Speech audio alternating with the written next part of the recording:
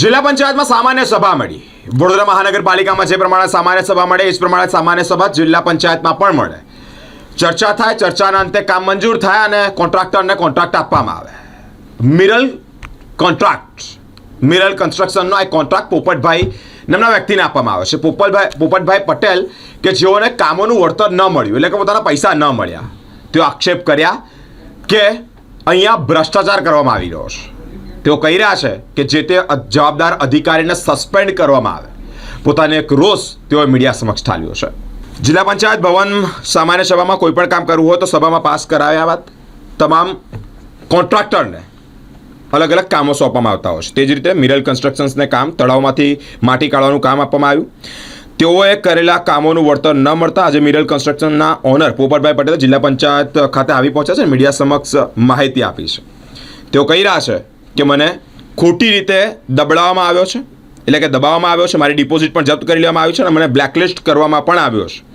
મારી ડિપોઝિટ પણ પાછી આપવામાં આવે, મેં જે કર્યું છે તેનું મને વળતર મળે અને અધિકારી, જવાબદાર અધિકારીના પર કડક કાનૂની કાર્યવાહી થાય અને જો નહીં થાય તો હું હવે ગાંધીનગર જઈશ અને અધિકારીને સસ્પેન્ડ કરાવીને રહીશ, તેવી એક અપડેટ તેઓ દ્વારા આવી છે। મારી કંપનીનું નામ મિરલ કન્સ્ટ્રક્શન કંપની, મારું નામ છે પટેલ પોપટભાઈ, બરાબર। મારે આજે આ લોકોએ એજન્ડામાં લીધું હતું। આજે 7 સામાન્ય સભાઓ ગઈ, એક પણ સામાન્ય સભામાં લોકોએ એજન્ડામાં લીધું નહોતું।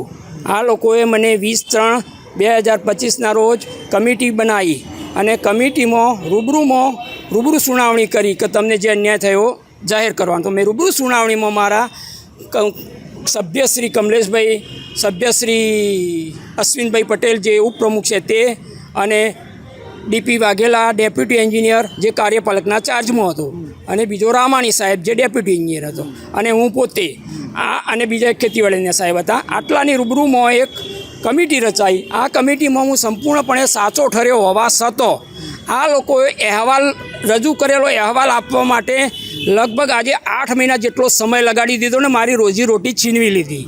મેં આ પહેલાં આ ઠરાવ થયા પછી આ જે કમિટીની 27/3/2025ની કમિટી જે બનાવી એ કમિટી પછી આજે કેટલો ટાઈમ થયો તમે વિચારો। તો એ કમિટી પછી 3 સામાન્ય સભાઓ થઈ તો એમાં લીધું નહીં। હું વારંવાર રજૂઆતો કરી છે અને આમને કાગળો પણ લખ્યા છે, ડીડીઓને બી કાગળ લખ્યો છે, પ્રમુખને બી લખ્યો છે, કમિટીને બી લખ્યો છે, આરએમબીના સાહેબજી, પંચાયત આરએમબીના સાહેબજી ચૌધરી સાહેબ છે એમને બી કાગળ લખ્યો છે, અને એમને આ રિપોર્ટ આપવામાં આજે 8 થી 9 મહિના લેટ કર્યું અને મારી રોજીરોટી છીનવી લીધી। મને બ્લેકલિસ્ટ કર્યો। હું આગળ કામ કઈ રીતે કરી શકું, મારા બાળ બચ્ચાનું પૂરું કઈ રીતે કરી શકું, મારા મજૂરોનું પેમેન્ટ કઈ રીતે આપી શકું। તમને કામ જિલ્લા પંચાયત તરફથી સોંપવામાં આવ્યું? મને આ કામ જિલ્લા પંચાયત તરફથી લગભગ મને 2023માં અપાયેલું હતું। ટોટલ કેટલા કામો સોંપ્યા હતા? 4 કામ હતો ટોટલ। તેમાંથી કેટલા કામો કર્યા? 4 કામોમાં મને એક કામનો આ લોકોએ એક કામનો વર્ક ઓર્ડર 1-2 આપ્યો હતો। એ કામ જેટલું કામ થાય એવું હતું, જેટલી જગ્યા ખુલ્લી હતી તેટલું કામ મેં કરી આપ્યું હતું। બાકીનું કામ માટે મેં એમને તળાવ ભરેલા હતા, ખેડૂતોની પાસેથી કોઈ મંજૂરી લાવ્યા નહીં અને સક્ષમ કક્ષાએથી ગાંધીનગરથી પણ કોઈ મંજૂરી લાવવાનો એમને પ્રયત્ન આજ દિન સુધી નહીં કર્યો અને મને ડાયરેક્ટ બ્લેકલિસ્ટ કરી મારું પેમેન્ટ જપ્ત કરી।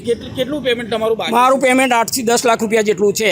મેં જંગલ કટિંગ બી કર્યું છે અને માટીકામ બી કર્યું છે। તો તમારી ડિપોઝિટ કેટલી જમા છે? મારી ડિપોઝિટ લગભગ 10 થી 11 લાખ છે, એ પણ જપ્ત કરેલી છે આ લોકોએ।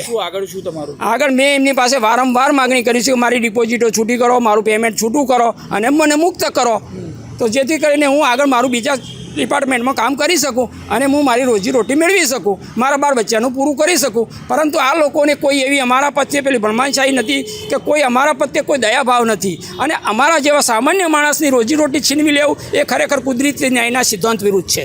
તો હવે તમે આજે જિલ્લા વિકાસ અધિકારીને પણ મળ્યા, શું કીધું એમને? જિલ્લા વિકાસ અધિકારીને હું આજે નથી મળ્યો, હું નાયબ જિલ્લા વિકાસ અધિકારીને પણ નહીં મળ્યો। મને ઉપર ગેલેરીમાં બેહારેલો છે, અંદર અમને આવવા દેતા નથી, એટલે હું એમને મળી શક્યો નથી। તો હવે તમારું બિલ અટકાયું છે, હવે ક્યાં સુધી તમે રજૂઆત ઉપર સુધી કરશો?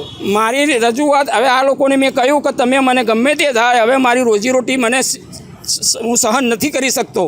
હવે હું છેલ્લા સ્ટેજ પર આવી ગયેલો છું, એકદમ હું બેકાર થઈ ગયો છું। તો મને જેમ બને એમ ઝડપી તમે અઠવાડિયાની અંદર મારી ડિપોઝિટો છૂટી કરો। જો અઠવાડિયાની અંદર ડિપોઝિટો છૂટી નહીં કરો તો હું જે તે અધિકારીને તાત્કાલિક સસ્પેન્ડ કરવાની માગણી કરીશ। શું નામ આપનું? PG Patel, મિરલ construction company.